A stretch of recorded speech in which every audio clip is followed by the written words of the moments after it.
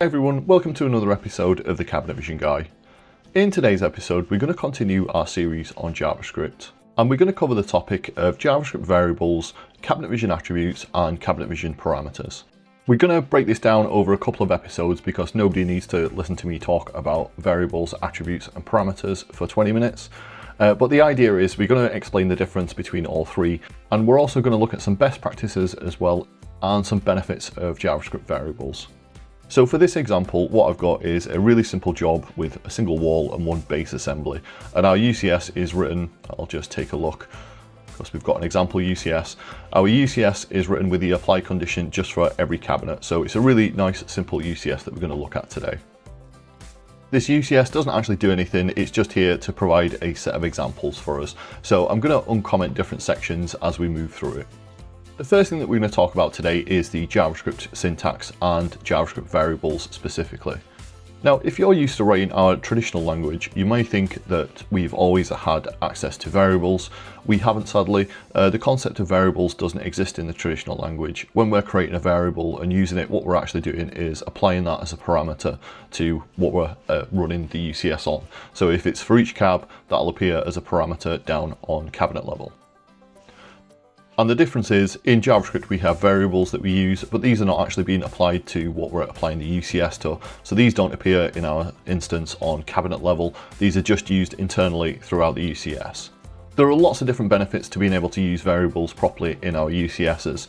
The first one being that we don't see anything that we declare as a JavaScript variable in our object tree.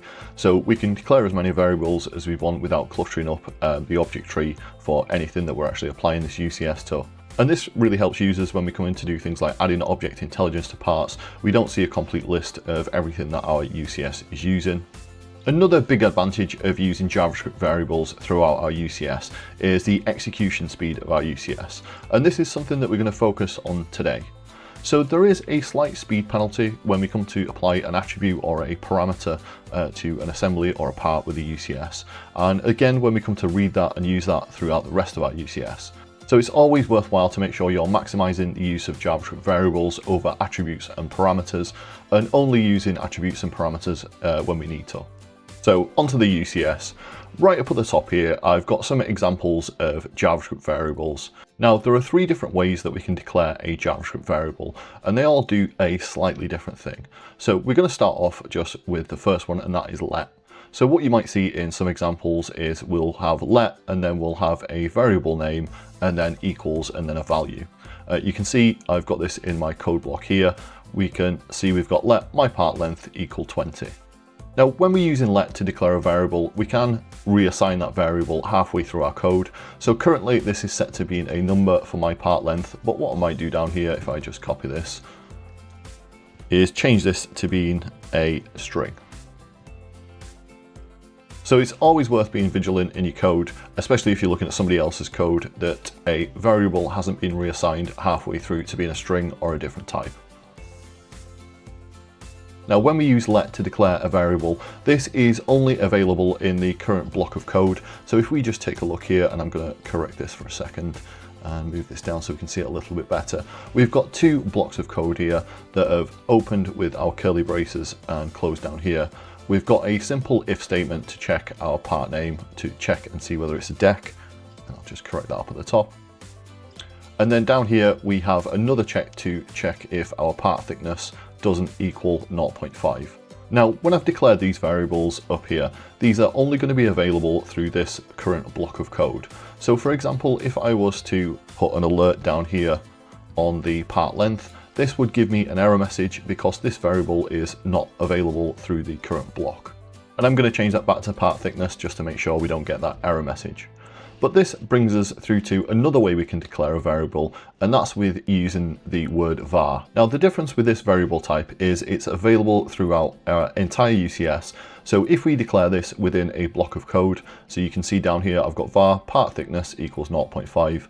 I can actually use that outside of my block of code. So you'll see down here, I'm using it in my if statement, and I'm also using it for my alert message here as well.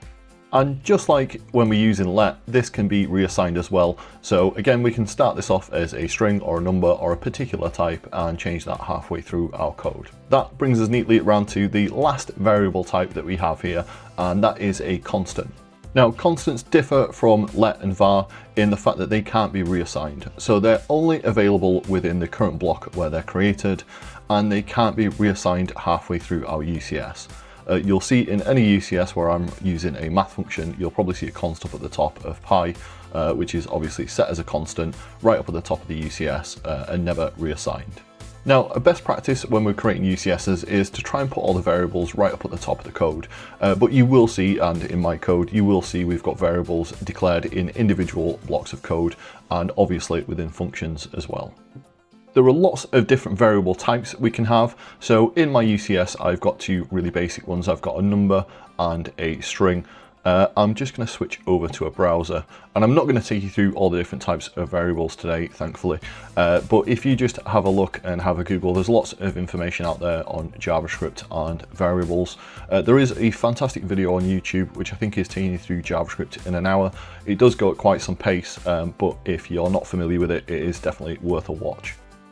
Now, the type of variable that we create obviously dictates how we're going to manipulate and work with that variable afterwards. So again, it's always worth familiarizing yourself with what's available and checking out some example code of how we go about manipulating some of these too.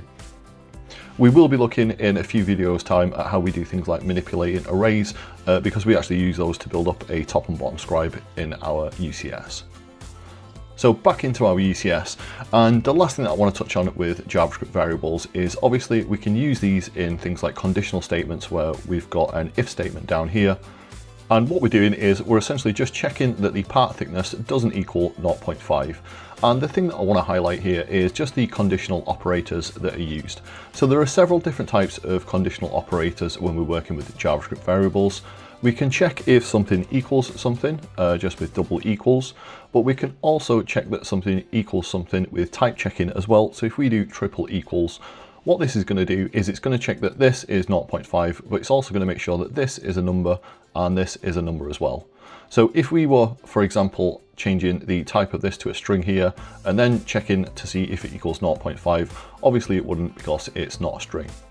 If we were to use double equals and to set our string at 0.5, this would be true because it's checking the value and not checking the type. Obviously, we can have things like doesn't equals down here, and if I just switch over to a browser, you can see that there's several different operators available. We've got equals, doesn't equals, greater than, less than. There is also greater than or equal to and less than or equal to as well. And again, it's worth just familiarizing yourself with some of the basics, especially if you're like me and completely new to JavaScript. Some of the things that are possible are pretty cool and help us, again, write a little bit more efficient code. I'm just going to head back into Cabinet Vision, and I'm actually going to go into the help file, and under JavaScript functions, I just want to highlight we've actually got some methods already built in to help us do some number and string comparisons too. Now, JavaScript itself actually uses a floating point number, and because of this, we actually have to use a small tolerance when we're doing comparison between different values. So you'll see that we've got some methods built in for things like is equals, where we'll compare two values together, and then obviously the result is whether they equal or not. We've also got things like is greater than or equal to, is lower than or equal to, or is zero. So again, it's just worth making sure that you know what's available in the help file and how to work with some of the different variables we've got. So back to our UCS, and what I'm going to do with the UCS is I'm just going to change the part thickness slightly, and I'm going to do that just to make sure that we get this alert message down here. So what I'm going to do, I'm just going to save this UCS and let it run and do its thing, and you'll see that it's giving us a message to say that our part thickness is 0.6. But what I wanted to do is just highlight and touch on, if we have a look in the object tree for this assembly, you'll see despite us using several different variables for the part length, the part width, thickness, and the part ID, we don't actually see any of those variables in here because they're not Cabinet Vision parameters or attributes. And just to highlight the different variable types, I'm going to go back to my UCS and I'm going to force that error message. So what I'm going to do here is I'm going to change our part thickness, instead of it being a var, which can be used outside of our block of code, what I'm going to do is just change it to a let. So now this should give me an error message down here to say it can't find the variable. There we go. So again, it's just worth making sure that we are familiar with the different JavaScript variables and how to use them and the different effects that they have within our UCS. Join me in part 2, where we start to look at cabinet vision parameters and attributes and how to use them and some of the best practices when we're implementing them in our UCS. Hopefully you found this episode useful. Feel free to give us a like, share and subscribe. We're also on Facebook, that's facebook.com/thecabinetvisionguy, and Instagram too, that's instagram.com/thecabinetvisionguy. Cheers!